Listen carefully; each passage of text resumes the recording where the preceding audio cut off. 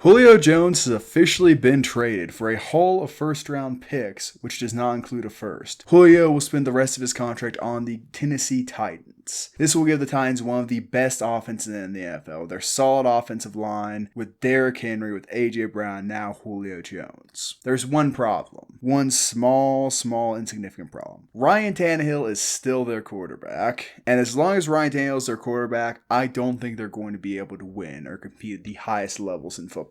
This move is the equivalent of parking 3 Lamborghinis around a trailer home. Sure, he's got nice weapons, he's got a nice offensive line, but you need a good quarterback to compete at the highest level, and Ryan Tannehill just isn't that. And while Julio will help with that, it doesn't matter in the end of the day. He's not going to be able to create enough of an advantage for Tannehill to be able to compete with guys like Brady, Mahomes, Allen, Jackson even. It's just not happening. The Titans are still going to be stuck getting blasted in the AFC Championship game, unfortunately. First of all, I don't see how you see Tannehill as the thing that's going to hold them back from them being an AFC Championship contender or even a Super Bowl contender. In my opinion, he could be a top 10 quarterback, is definitely a top 12 to 13 quarterback. So he's not a scrub. It's not like he's Daniel Jones. It's not like he's Ben Roethlisberger, who have severe limitations in their game so far. Ben Roethlisberger is probably a better comparison because there's no bright side or no possible future bright side with him. I genuinely think him to the Titans saves them from not being a playoff team. If you take a look at what their offense was dealing with before adding him to the roster, they lost Jonnu Smith, they lost Corey Davis, so they were going to have A.J. Brown, Derrick Henry, and that's about it. Their tight end was going to be Anthony Ferkser. Their second best receiver was going to be someone like either, who is it? Josh Reynolds or Dez Fitzpatrick. So it was going to be easier for teams to at least key on Derrick Henry running the ball and just doubling A.J. Brown. And then we would have seen Ryan Tannehill struggle big time. Now they have 2 top 10 receivers, the best rusher of the football in the NFL. It makes them a better team than the Colts by adding him to the roster. And it is crazy to me that they only had to give up a second, a fourth, and a sixth. How does a team like the Patriots not just give them a first round pick, and then that makes the Patriots instant AFC East contenders, definitely a deep playoff team? I don't understand how they only gave up this type of compensation, especially when they didn't have the cap. They only had $3 million in cap space this season, so it's gonna be interesting what their cap situation is. I guess they're gonna have to restructure some contracts or cut some players, but I think this was a great move for the Titans. Out of them and the Patriots, I think they're the 2 teams in the NFL that needed him the most. The defense is a bigger question mark than Ryan Tannehill producing with these weapons. I think it's something Tannehill can definitely do, especially since we saw him be a really good quarterback with Jonnu Smith, Corey Davis, A.J. Brown, and Derrick Henry as his weapons available. Well, I mean, you're saying that like he didn't get embarrassed in his last 2 must-win playoff games when the defense just keyed completely in on Derrick Henry and said, okay, Ryan Tannehill, you can beat us if you want. And he didn't beat them. He couldn't beat the Chiefs, couldn't beat the Ravens. He's just not that guy. And add Julio as much as you want. Julio might not be able to make up for the total production of the pieces they lost, but he will be able to get close. May even exceed it, but it's still Ryan Tannehill who has failed multiple times in the biggest stage. But getting back to the compensation for these picks, how many teams do you think are kicking themselves right now that they didn't give up a first for Julio Jones? Any team which is on the precipice of competing for a championship and has the cap space probably wants to go back, get a time machine, and try and do that trade over again. Because Julio Jones, even if he only has 1 or 2 good years of production left, is worth more than a second round pick and a haul of picks which might not even make the league. Julio Jones is worth at least a first and maybe some other compensation like a decent defensive player, but we'll have to see. I feel like if the Titans do manage to succeed, we're going to hear more and more about the narrative, all these teams, particularly the Patriots, particularly the Seahawks, wouldn't pull the trigger and send off a first for a future first ballot Hall of Famer like Julio. With the Seahawks, it makes a little bit of sense, I guess, because they don't, the first round picks they gave up for Jamal Adams, they'd probably not have first round picks for what would be the next 3 drafts, which is not a great situation if they're them. So you can kind of see the argument to be made there, especially when they have Tyler Lockett and DK Metcalf. But if you're Bill Belichick and the Patriots, how did you not make at least the same offer that the Titans did, or slightly better, give up a second, a third, and a fourth? That's better than what the Titans gave him. And you had $15 million cap space, so I'm sure it would have been easier for them to fit his contract into their cap space. I don't even know how the Titans are going to pull it off. It's going to be interesting. Though cap space is fake, so I guess it doesn't really matter. It's all fake, Tristan. It's all fake. But let us know what you think. Does this make the Titans a contender? I don't think so. Does this make every other team who is in the conversation for Julio look like a bunch of idiots? I do think so. Well, I didn't think they were a playoff team before this, and I think it definitely makes them a playoff team. Derrick Henry makes pretty much any team a playoff team, particularly if they've got a decent offensive line. This makes them like a fringe 12-13 win team, which gets blasted in the second round of AFC Championship. But moving on. So there's been some discussion in the Steelers with Big Ben that he's going to kind of revitalize his career somewhat with Matt Canada as the new offensive coordinator. And I would like to point out, no amount of ingenuity, innovativeness, or maybe it would be simplicity can save Ben Roethlisberger's career from crashing and burning. The Berlin Wall as his offensive line would not help him. And unfortunately for him, the current offensive line is one of the worst in the NFL. I don't care what kind of talent they drafted. It doesn't exist. I don't care if Najee Harris is the next coming of Christ. Big Ben will still throw interceptions. He will still make costly turnovers and is still going to lead the Steelers to a top 10 pick next draft. They're going to be the third best team in their division, falling behind the Browns, whose roster is loaded. The Ravens made moves to make sure they are still good next season, and they probably have the worst offense in the division unless Joe Burrow struggles coming off injury, which definitely could happen, and they're just a young team in general. When you have the fourth best quarterback in your division and are a bottom 15 QB, you are not going to succeed. The Steelers suck, and their fans are worse. You're really going to make me defend Big Ben here. I hate the Steelers fans as much as everybody else, but maybe I don't hate them as much as you, because you've clearly been traumatized by their impact on your comment section on TikTok. Big Ben's not a top-level quarterback anymore, but acting like he's some bottom feeder, bit of a stretch. His IQ and simplicity in particular. He's been in the NFL for,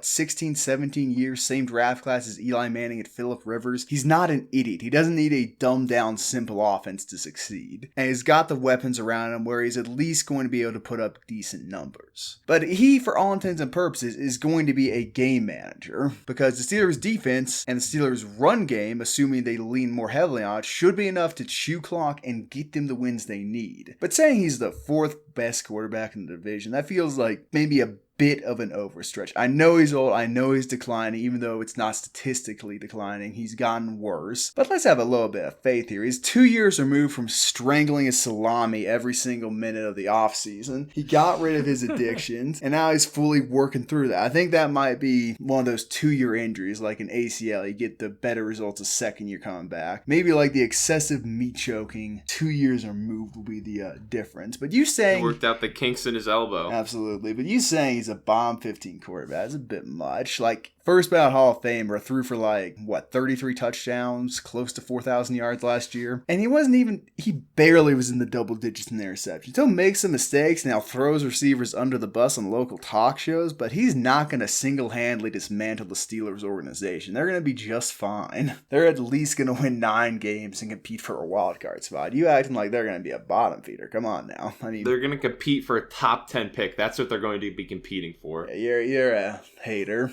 I will say, though, the people who think they're going to win 12, 13 games are delusional. Big Ben's not that low of a quarterback, and that offensive line's not good enough to protect him. Who knows, though? They drafted a center in the 3rd round. I've been told that'll fix all their woes. You never know. You never know. People who don't pay attention to our TikTok comment section have no idea why we're being vindictive about this. The Steelers fans have been telling Tristan and I that we are wrong for saying drafting Najee Harris was one of the poorest decisions they can make with their first-round pick, and they've been saying the Steelers are going to be atop the AFC this upcoming season. Neither of us particularly agree with that. Moving on, though, from that toxic fan base, a team which will be atop their respective division is the Tampa Bay Buccaneers. Because for the second time in Tom Brady's career, it is clear that he has the best team in football. The Buccaneers are the reigning Super Bowl champions, and clearly the team to beat going into 2021. And normally when you win a Super Bowl, you lose bits and pieces in free agency. It's not the same team coming back. For the first time, I think, ever, at least in my memory, this team didn't really lose any big pieces. They are basically the same squad, which went 8-0 to finish their season, including a trouncing of the Chiefs and Packers in the NFC Championship game in Super Bowl. This is an all-time great team in the making. And they have a very easy schedule. They get to play the NFC East this year. That's 4 free wins. Their division is somewhat falling apart with Drew Brees' retirement and the Panthers doing whatever they're doing, and Julio getting traded to the Titans. So that's another 6 wins I could see them easily getting. And the only really elite opponent I think they have to worry about is the Bills. But they get to play the Bills at home when the Bills' biggest advantage of playing in November, in December, late in the year in Buffalo is completely mitigated by that Tampa Bay weather.